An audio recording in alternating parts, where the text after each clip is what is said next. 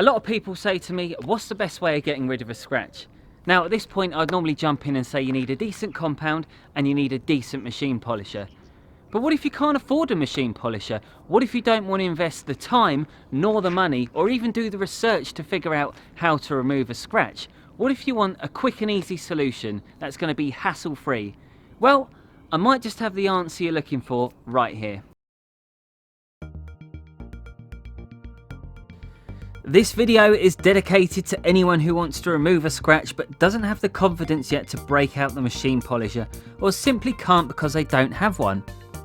And as you may have saw in a previous video, we did a big disaster detail in 2 hours on a VW Polo. And if you haven't seen that video yet, do go check it out, and I'll put a link in the description below as it's an absolute belter. So this complete kit consists of a bottle of scratch remover, a bottle of super resin polish, a foam pad and a towel, and the kit will cost you around £15 to £20 on average in the UK.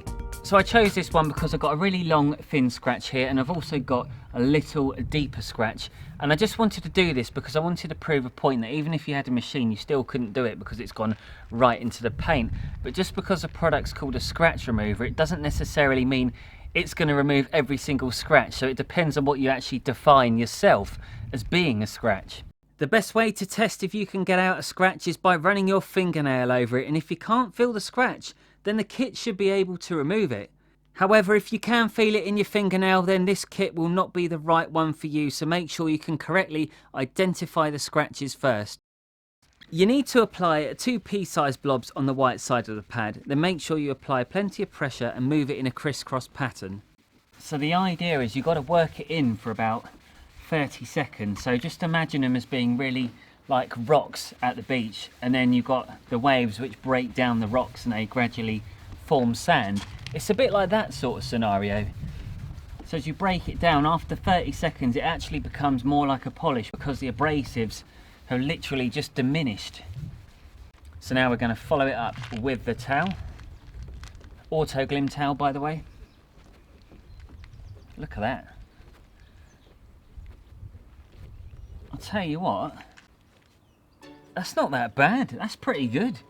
Considering it's not even like blimmin' like on a machine polish or anything, that, I have to say, is a pretty good job. So I thought I could go over it just one more time to see if I could get a little bit more out of the scratch.